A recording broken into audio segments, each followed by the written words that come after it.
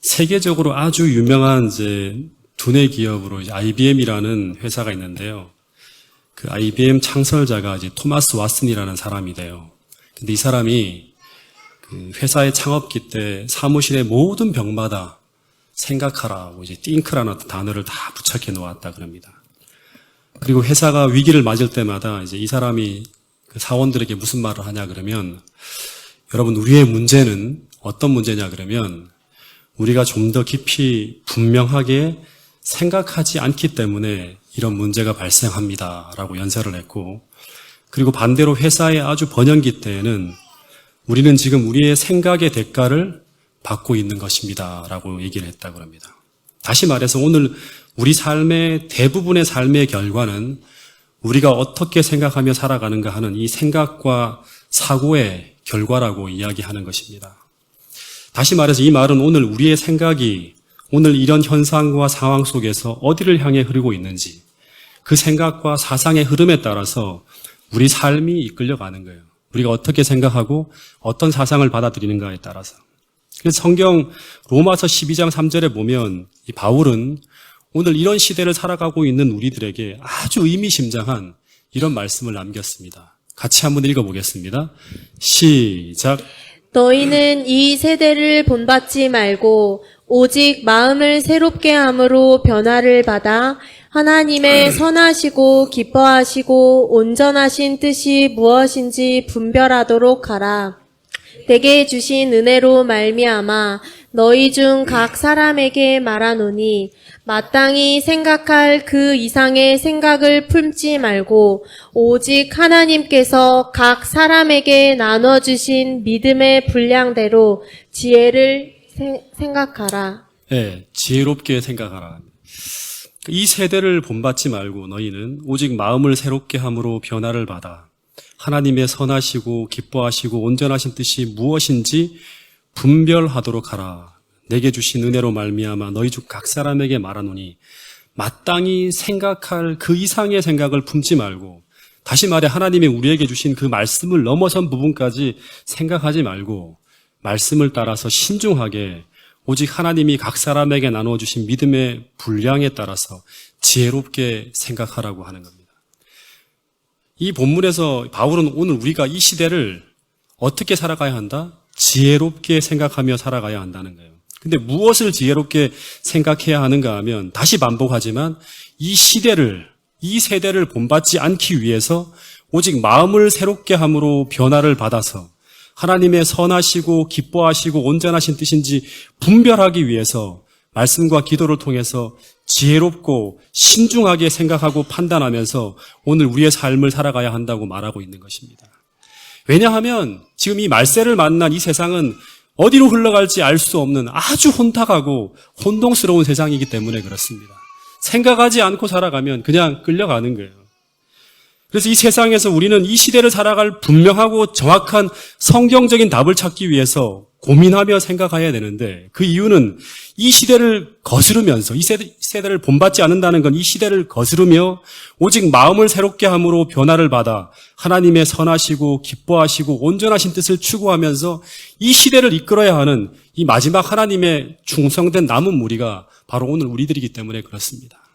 여러분, 그래서 오늘 저는 이 오늘날과 같은 격동기를 살아간 한 선지자, 하박국이라는 선지자를 통해서 오늘 우리에게 주시는 하나님의 교훈을 지난주에 이어서 다시 한번 이 요동치는 세상에서라는 주제를 가지고 한번 함께 찾아보길 원합니다. 여러분, 이 하박국 선지자를 아시죠? 그죠? 이 사람은 유다 나라의 격동기에 멸망 직전에 활동했던 선지자입니다. 이 선지자가 오늘 우리에게 주는 메시지를 한번 찾아보겠는데요. 하박국서 1장 1절부터 4절까지의 말씀을 먼저 한번 읽어보겠습니다. 시작. 선지자 하박국의 묵시로 받은 경고라. 여호와여, 내가 부르짖어도 주께서 듣지 아니하시니 이느 때까지리까? 내가 강포를 인하여 외쳐도 주께서 구원치 아니하시나이다. 어찌하여 나로 간혹을 보게 하시며 폐역을 목도하게 하시나이까? 대저 겁탈과 강포가 내 앞에 있고 변론과 분쟁이 일어났나이다. 이러므로 율법이 해이하고 공의가 아주 시행되지 못하오니 이는 악인이 의인을 애워쌌으므로 공의가 굽게 행함이니이다. 예. 이 말씀이 무슨 말인가 하면 쉽게 말하면 하나님 제가 기도하는데 왜 하나님 침묵하십니까? 라는 말입니다. 정확하게 말하면 이 하박국 선지자는 계속 하나님께 자신이 살고 있는 이 나라인 유다를 위해서 계속 기도하고 있는데 그런데 기도와 다르게 유다가 점점 더 부패해지고 있고 나라의 불의가 판을 치고 있는 거예요. 그래서 그런 상황 속에서 왜 하나님이 침묵만 하고 계시는가 하는 이제 의문을 던지는 거예요. 그래서 하나님 언제까지 이 나라의 불의가 판을 치도록 지켜만 보실 것입니까? 라고 기도하고 있는 거예요. 정확하게 말하면 하나님 이 나라를 고쳐주세요. 이 하나님 나라를 치유해 주세요 하고 기도하고 있는 거예요. 그러자 하나님이 어떻게 대답하는지 아십니까?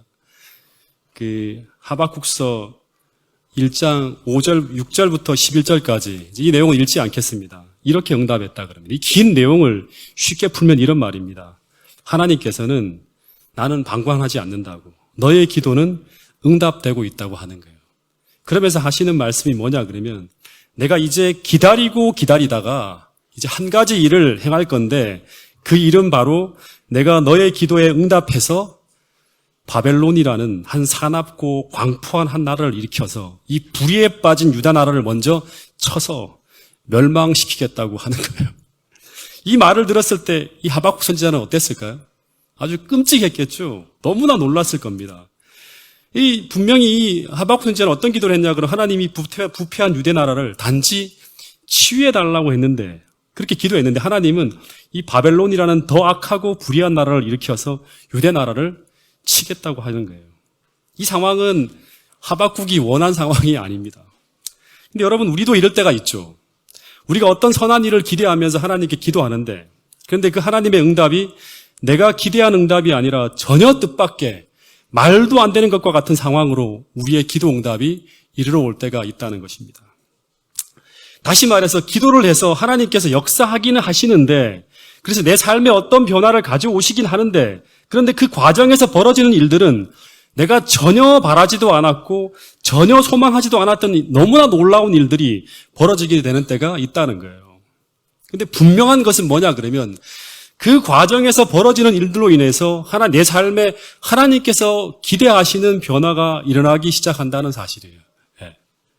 마찬가지로 우상숭배에 빠지고 하나님의 율법에서 떠난 이 유다는 이런 충격스러운 이 바벨론의 등장으로 말미암아 그 이후 분명히 달라지게 된다는 거예요. 근데 이제 문제는 뭐냐 그러면 그 당시 살아가는 이 하박국 선지자의 입장에서는 이 유대 나라가 바벨론에 의해서 멸망되어져야 한다는 것은 잘 이해가 되지 않는 거예요. 그래서 하박국 선지자가 이런 질문을 합니다. 하나님, 왜 하필이면 이런 방법으로 응답하시는가 하는 거예요. 그 질문하는 내용이 이제 하박국 1장 13절에 나오는데 이 내용도 그냥 제가 풀어드릴게요. 이 내용은 이런 거예요. 하나님, 유다가 악해져 있다는 것은 인정합니다. 그러나 저 갈대아 사람이 이 바벨론 사람이죠. 우리보다 더 악하지 않냐고. 근데 왜 하필이면 우리보다 더 악한 저 사람들을 시켜서 우리나라를 멸망시키려 하는가 하는 거예요. 다시 말해 왜 하나님은 이런 방법을 쓰셔야만 합니까? 라고 질문하는 거죠. 근데 이런 고민을 가지고 계속 하나님께 질문을 해요.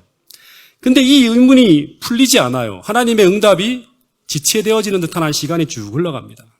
여러분 우리도 이럴 때가 있죠. 기도해도 여전히 답답한 거예요. 여전히 하나님은 침묵하시는 듯한 그런 상황이 쭉 흘러갈 때 여전히 삶은 마치 수수께끼 같고 나를 둘러싸고 있는 모든 환경이 답답하기만 할 때 우리는 이런 경우 어떻게 해야 됩니까? 하박국도 똑같은 거예요. 제가 전임지에서 마지막 해를 보낼 때 하나님의 큰 도움과 인도하심을 기대하면서 제가 요즘 우리 교회에서 하고 있는 이 40일 특별 새벽 기도 운동을 이제 한 적이 있습니다. 근데 계속 새벽 기도회를 하고 있었기 때문에 이제 그 특별 새벽 기도 운동은 전교인 동원령이에요. 전교인 동원령을 내려서 40일 동안 가장 많은 인원이 새벽과 화요일, 금요일, 안식일 저녁 심야 기도회로 기도 운동을 쭉 하고 있었어요. 근데 그 기도 열기가 심상치가 않았어요. 막 환자들까지 다 나와서 막 기도하는 거예요. 예. 밤길이 이제 눈이 어두워서 걷지 못하는 분도 막 나오시고. 그래서 그때 이제 제가 이게 엄청난 변화가 일어날 것이라는 기대를 가지고 계속 기도했는데, 근데 그때 그 기도하는 과정에 하나님이 어떤 사건들을 계속 기도 응답을 통해서 이렇게 주시는데, 어떤 일이 일어났는가 하면 아주 기가 막힌 일들이 벌어집니다. 아주 뜨겁고 아주 열렬하게 기도하는데 그 과정 속에 갑자기 당시에 여수석 집사님, 거의 우리 두 사람의 일을 전담하다시피 하는 한 집사님이 어떤 문제가 생겨서 미국으로 들어가야 하는 상황이 벌어진 거예요. 굉장히 중요한 일들을 앞두고. 그리고 돌연 안교장님이 신변에 문제가 생겨서 교회를 떠나게 되는 일이 벌어지는 거예요. 이 특별 세대 기도 운동을 아주 열렬하게 하고 있는데, 그리고 마지막이 가까워 올 때 뭔가 상황 변화가 일어나겠지 하고 기대하면서 기도하는데, 마지막에는 여러분 아시죠? 우리 성주가 갑자기 그때 이제 심정플루가 막 돌고 있었는데, 교인들 중에 아무도 안 걸렸는데 성주 혼자 탁 걸려갖고 격리되어지면서 온 교회가 성주 때문에 이 교회에 나와야 되나 말아야 되나 하는 상황에 몰리게 되는 거예요. 옮겨질까봐. 그리고 더 나아가서 그 40일 기도가 마지막으로 끝이 나갈 때 가장 빛나는 기도 응답 사건이 또 하나 터지는데요. 그게 바로 뭐냐 그러면 저를 완전히 무너뜨리는 하늘의 선물이었어요. 그게 바로 성주 엄마가 쓰러져갖고 인제 백병원으로 막 응급실로 실려가는 일이 벌어진 거예요. 그것도 2번씩이나. 그래서 마지막에는 너무나 기가 막히고 그냥 말 그대로 하나님 정말 어이가 없습니다.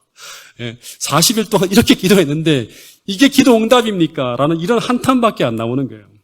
여러분 이럴 때 우리는 어떻게 해야 됩니까? 도대체 기도하고 있는데 왜 이런 일이 벌어지고 있는지, 나는 최선을 다해 하나님께 헌신하고 있는데 왜 하나님은 나의 기도를 이렇게 응답하시는지 도무지 이해할 수가 없는 거예요. 기도해도 답이 풀리지 않는 거예요. 여러분 마찬가지로 하박국 선지자도 이런 이해할 수 없는 기도 응답을 받고 있었어요. 그런데 이때 이 하박국 선지자가 어떻게 했을까요? 2장 1절에 보면 그는 높은 망루에 올라갑니다.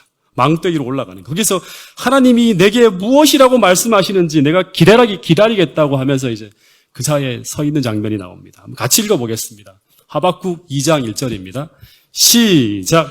내가 내 파수하는 곳에 서며 성루에 서리라. 그가 내게 무엇이라 말씀하실는지 기다리고 바라보며 나의 질문에 대하여 어떻게 대답하실는지 보리라. 그리하였더니. 여러분 하박국 선지자처럼 오늘 여러분들을 두르고 있는 상황이 답답하다고 느끼시는 분이 혹 계십니까?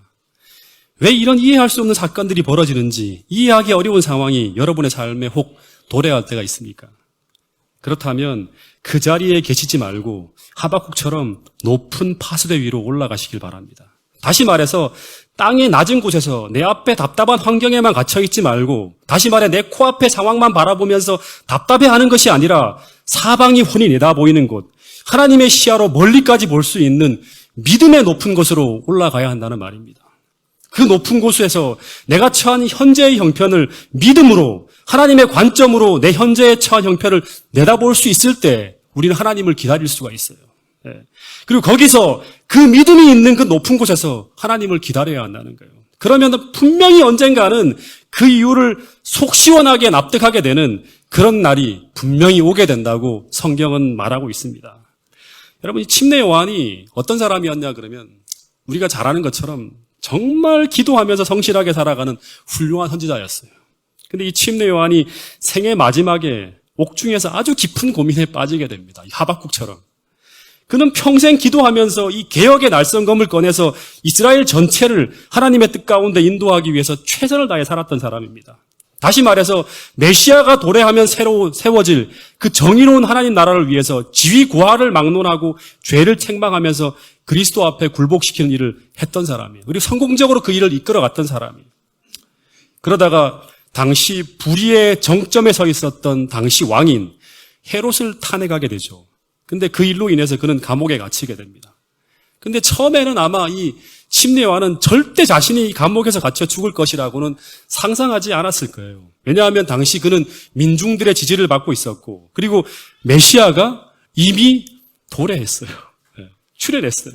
그래서 그는 기도했습니다. 그 메시아가 자신을 구출하기 위해서 노력해 줄 것을 기대하고 기도하는 거예요. 그런데 그 기도와 정반대로 메시아라고 선언한 예수는 전혀 자신을 구출할 생각을 하지 않고, 그리고 상황은 점점 자신이 감옥에서 그 불의한 인간의 손에 의해서 자신의 생명이 끝날 것 같은 상황으로 변해가는 거예요. 그러면서 의문이 드는 거예요. 왜 메시아가 오셨는데, 근데 왜 메시아란 저분이 이런 불의한 일을 그냥 지켜만 보고 있는지 도무지 의문이 이해가 되지 않는 거예요. 그러나 그 이유를 알기 위해서 이 침례 요한은 그 답답한 옥에만 갇혀 있지 않고 그 상황의 답답한 속에서 근심하고 답답해하면서 분방하고 원망하는 게 아니라 이 침례 요한도 믿음으로 더 높은 망루에 올라가서 계속 하나님의 관점으로 자신의 형편을 바라보면서 하나님께 기도하면서 그 상황을 참아내고 있는 거예요. 대답을 찾고 있었어요. 그러자 그 기다림의 끝에 그 모든 이유를 설명해주는 주의 말씀이 그가 갇혀있는 감옥으로 찾아옵니다. 그리고 그는 그 이유를 깨달으면서 평안하게 옥에서 옥사하게 됩니다. 여러분, 마찬가지로 그 하나님의 대답을 찾아서 높은 망루에 올라가서 하나님의 응답을 기다리며 기도하던 이 하박국에게도 하나님의 대답이 이렇게 찾아옵니다. 같이 한번 읽어보겠습니다. 시작.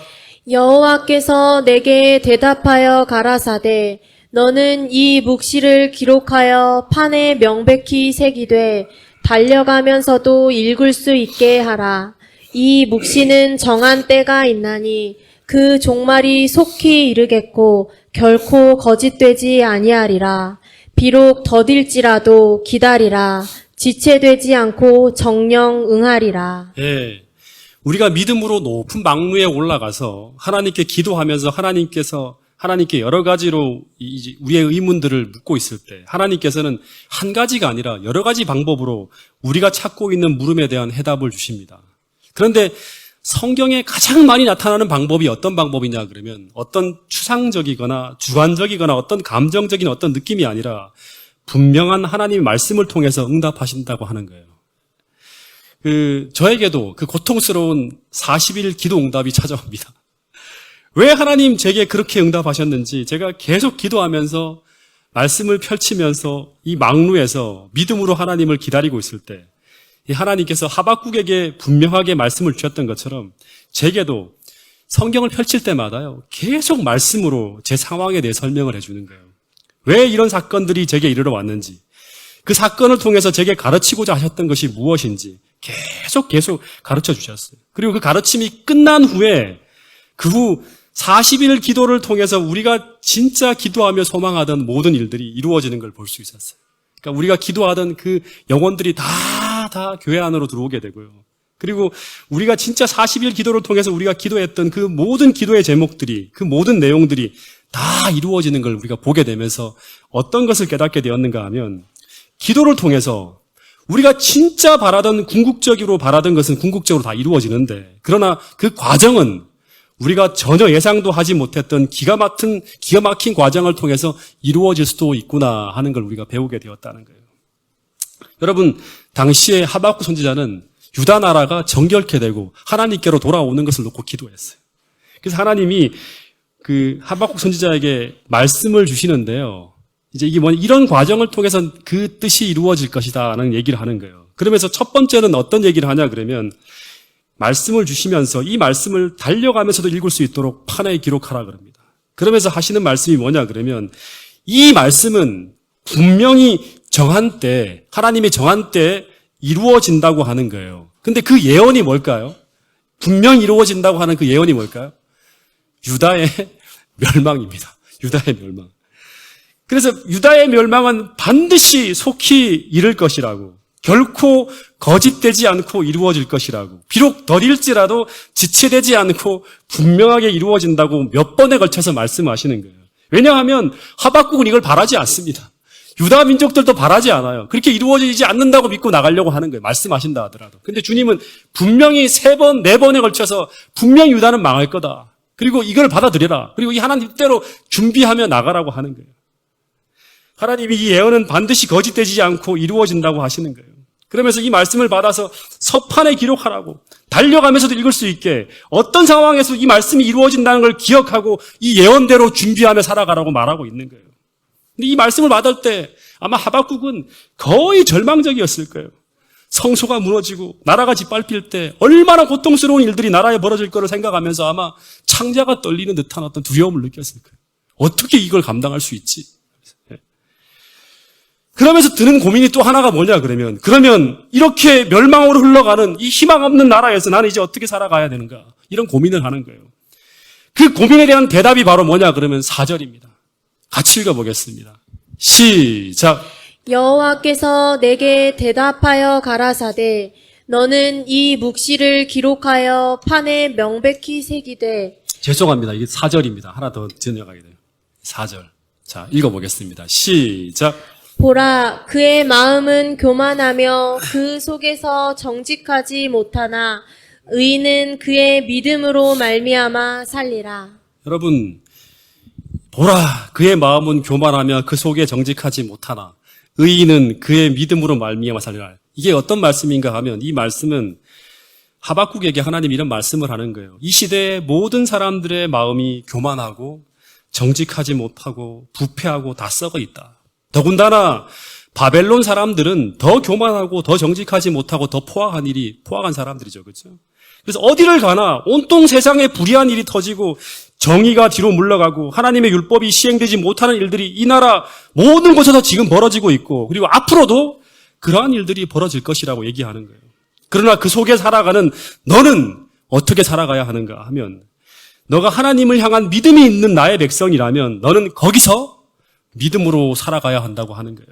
다시 말해 세상이 너무나 불의하고 악해서 이 불의함이 아니면 전혀 통하지 않고 같이 불의하지 않으면 전혀 살아갈 수가 없는 그런 불의한 세상에서 너가 살아간다 하더라도 너가 하나님의 백성이라면 너는 하나님의 말씀을 믿는 그 믿음으로 살아가야 한다고 이야기하고 있는 거예요. 여러분 오늘 우리를 둘러싸고 있는 환경이 답답하고 역사가 아주 궁지에 빠지게 되면 우리는 어떤 생각을 하냐 그러면 하박국처럼 앞으로 이 나라가 어떻게 될까? 이제 이런 상황에서 앞으로 어떤 상황이 우리 앞에 도래하게 될까? 이 앞으로 전개될 사건에 굉장히 민감합니다. 그래서 신문을 보면서 뉴스를 보면서 도대체 이 나라가 이 사회에서 어떻게 되실 것인가 하면서 현실과 미래에 도래할 상황들에 굉장히 깊은 관심을 갖고 살아가요. 그러나 주님은 오늘 본문을 통해서 말씀하시기를 정말 중요한 것은 이 사회나 이 세상이 아니라 이러한 때 나는 하나님 앞에서 어떻게 살아가야 하는가에 대해서 더 깊은 고민과 생각을 해야 된다고 말씀하고 있는 거예요. 다시 말해서 현 시대가 너무 부정직하고 부패하여 악하다고 하면서 한탄하고 원망만 하지 말고 먼저 너가 정말 하나님의 백성이라면 그럼에도 불구하고 너가 지금 믿음으로 살아가고 있는지에 대해서 점검하고 자문해 보라고 오늘 말씀하고 있는 것입니다. 여러분 그 믿음으로 살아가는 사람들이 다시 말해서 이런 부패한 세상에서 믿음으로 살아가는 그 소수의 사람들이 바로 유대 역사가 흘러가면서 다 타락하고 무너져가는 그 순간에도 다시 새로운 하나님의 역사를 시작할 수 있는 하나님의 남은 자로 서게 된다는 것이 성경의 이야기입니다. 그 믿음의 사람들이 새로운 역사를 열고 새로운 하나님의 희망의 시대를 열어가는 사람들이 바로 그 소수의 남은 자들이라 하는 거예요. 그래서 의인은 믿음으로 말미암아 살리라 하는 거예요. 1910년 12월에요. 고종 때 2조 판서를 지낸 이유승이라는 사람에게 이제 6 아들이 있었다 그럽니다. 이 사람들은 굉장히 유명한 사람들이에요. 근데 이 사람들이 조선에서 둘째가라면 서러운 명문가였고 평생이 보장된 신분과 몇 대에 걸쳐서 놀고 먹고 하더라도 풍족하게 쓸만한 어마어마한 재산이 있었대요. 그러니까 오늘날로 하면 한 2조 원 이상 되는 우리나라 최고의 갑부였어요. 그리고 이 집안은 이항복 때로부터 8대에 거쳐서 전부 다 판서를 배출한 조선 최고의 명문가였다 그럽니다. 그래서 가진 재산과 조상 대대로 쌓은 명망 그것만 가지고도 평안하게 살 수 있는 그런 삶을 살아갈 수 있는 사람들이었대요. 영향력이나 이런 것들이. 그런데 이 6 아들이 그 당시 나라는 망했고 위에서부터 밑에까지 다 부패해서 전부 다 이제 나라가 망했으니까 자기가 살 궁리만 하는 거예요. 그래서 나라를 위해서 이 꼴을 뜯어먹고 그걸 일본에 팔아넘길 궁리만 하고 살아가는 그런 때 이 사람들이 그들이 평안하게 누리며 살 수 있는 그 모든 자리를 다 정리하고요. 그 12월 엄동설안에 압록강을 건너서 중국으로 독립운동을 하기 위해서 망명을 하게 됩니다. 여러분 이 1910년 당시 경술국치라 그러죠. 나라가 망했을 때 을사오적을 비롯 이완용을 비롯한 이 을사오적이라고 일컬어지는 나라의 최고 지도자들은 전부 일제에다가 나라를 넘겨주는 대가로 이 엄청난 재산과 하사금을 이제 받습니다. 감사하다고 하는. 그리고 뿐만 아니라 1910년 당시 조선통독부에서는 양반들에게 자기를 놔줍니다. 무슨 공작이니 무슨 뭐 이렇게 하면서 자기를 주면서 막대한 은사금을 내리면서 독립운동은 쌍놈들이라 하는 짓이라고 하면서 많은 조선 지도층들을 다 회유했다 그럽니다.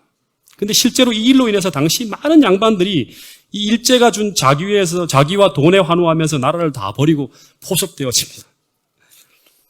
실제 이 나라가 일본에 넘어가는 그 순간 양반들과 당시 지식인들이 전부 을사오적을 비난하고 비판하고 있었지만, 다시 말해 그들이 입으로만 그것은 나쁜 일이라고 떠들고 있었지만 막상 그 상황에서 그들에게 내려온 그 하사금과 자기를 거부하고 진정 그동안 배워온 그 유교의 가르침을 따라서 선비정신을 발휘하면서 나라를 위해서 자신을 희생하고 행동하며 그들이 옳다고 믿던 그 의를 위해 일어선 사람들은 정말 소수에 불과했다고 이야기하고 있습니다. 왜냐하면 나라의 상황을 보니까 이미 시대적인 대세의 흐름은 일본으로 넘어갔고 옳은 것을 위해 나서기에는 너무나 무모한 환경이었어요. 그런데 이 이유승의 6 아들은 이런 사회적 흐름 속에서 그 대세를 거스르면서 그 시대를 본받지 않고 한편 무모하게 보이지만 그 상황 속에서 옳은 일이라고 배워왔던 그 가르침을 따라서 시대와 상관없이 그들이 가야 할 그 길을 걸어갑니다. 다시 말해서 고난이 기다리고 있는 그 망명의 삶을 선택합니다. 그리고 그 모든 재산을 모두 쏟아서 만주 땅에서 그 무장투쟁, 독립투쟁의 본거지인 신흥무관학교를 세우면서 그곳에서 10년 동안 약 3,000명의 독립군들을 길러내는데요. 그 가운데 김좌진, 이청천, 이범석 전부 여기서 만들어진 사람이라고 합니다. 근데 그 후에 이들의 삶이 어떠했을까요? 전 재산을 털어서 망명한 그들의 삶은 가난의 연속이었습니다. 그리고 이 일을 주도했던 이회영이라는 사람, 제가 정말 존경하는 사람이거든요. 여기 애국지사 묘역에 가면 제일 앞에 그 묘비가 있어요. 이회영이라는 사람은 1932년에 결국 윤봉길 의사가 폭탄을 투하하는 그 해 다롄으로 가는 배에서 일본 경찰에 체포되어서 고문 끝에 1932년 11월 17일 옥사에 죽습니다. 그리고 독립운동에 헌신했던 6 형제 중에 대부분의 사람들이 다 가족들과 함께 굶주리거나 그 만주 땅에서 다 병사합니다. 그리고 만주로 떠난 6명의 형제 중에서 유일하게 고국으로 돌아온 사람은 5번째 이시영이라는 사람이 나중에 부통령을 하죠. 근데 그 일의 한 명인 이 일을 주도했던 이회영이라는 분이 나이 33살에 이런 어지러운 난세를 보면서 이런 말을 남겼다 그래요. 세상에 인간으로 태어나서 누구나 자기가 바라는 목적이 있다고. 그런데 그 목적을 달성한다면 그보다 더 행복한 일이 없을 것이라고. 그러나 살아생전에 그 목적을 달성하지 못한다 하더라도 그것이 옳은 일이라면 그 목적을 향해 노력하다가 그 자리에서 죽는다면 그 또한 행복한 인생이라고 얘기했다 그럽니다. 그리고 이 신념을 말이 아니라 당시 조선의 선비로서 66살의 인생을 통해서 그 모든 삶의 신념을 행동으로 보여준 사람이 바로 이회영이라는 사람입니다. 저는 이 사람이 비록 신앙인은 아니지만 그의 인생은 오늘을 살아가는 교회 지도자들 그리고 책임 있는 그리스도인뿐 아니라 오늘을 살아가는 그리스도인에게 아주 영감 있는 메시지를 들려주고 있다고 저는 생각합니다. 여러분, 정말 여러 가지로 혼란스러운 이 시대에 우리가 정말 그리스도인으로서 어떻게 살아가야 하는가 고민을 해야 됩니다. 생각해야 되는 거예요. 의식이 있게. 오늘 이 시대에 우리가 나 하나 진실하게 믿음대로 산다고 무슨 세상이 달라지겠는가, 무슨 의미가 있겠는가 하는 생각을 할 수도 있습니다.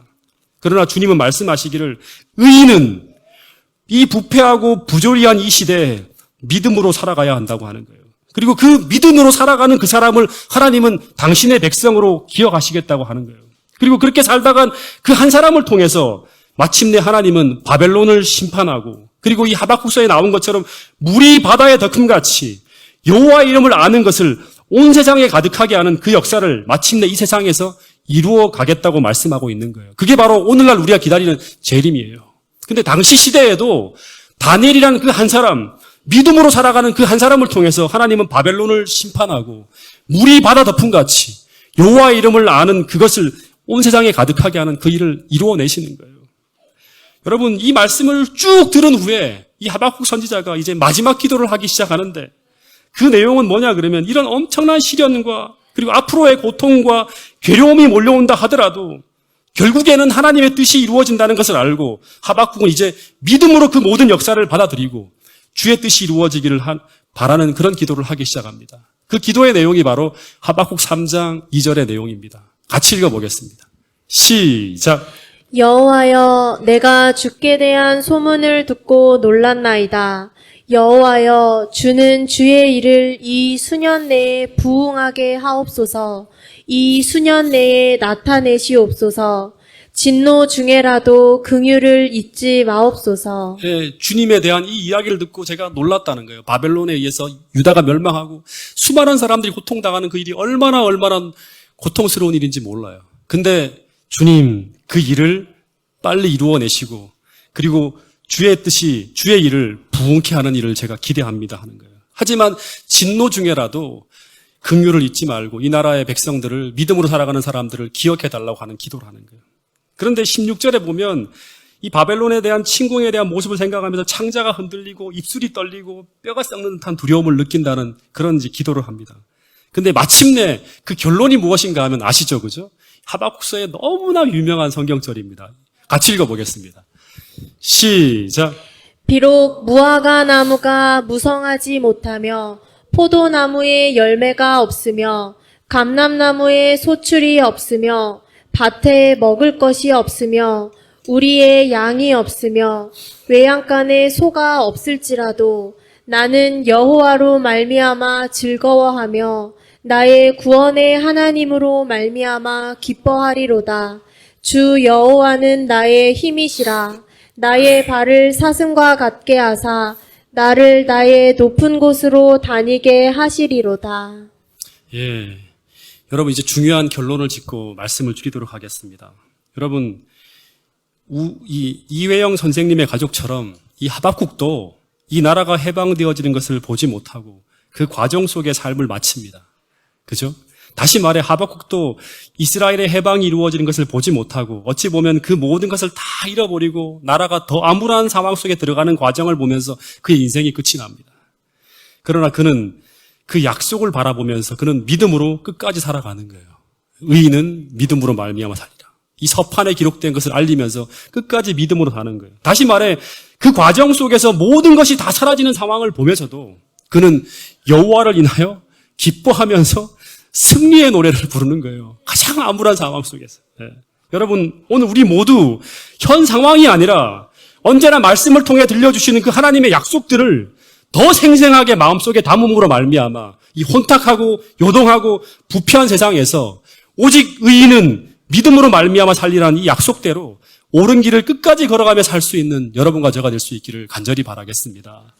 그 약속의 말씀이 바로 이 마지막 말씀입니다. 이 말씀을 같이 읽고 말씀을 줄이도록 하겠습니다. 히브리 10장 35절 39절의 말씀입니다. 시작. 그러므로 너희 담대함을 버리지 말라. 이것이 큰 상을 얻게 하느니라. 너희에게 인내가 필요함은 너희가 하나님의 뜻을 행한 후에 약속하신 것을 받기 위함이라. 잠시 잠깐 후면 오실 이가 오시리니 지체하지 아니하시리라. 나의 의인은 믿음으로 말미암아 살리라. 또한 뒤로 물러가면 내 마음이 그를 기뻐하지 아니하리라 하셨느라. 우리는 뒤로 물러가 멸망할 자가 아니요 오직 영혼을 구원함에 이르는 믿음을 가진 자니라. 아멘.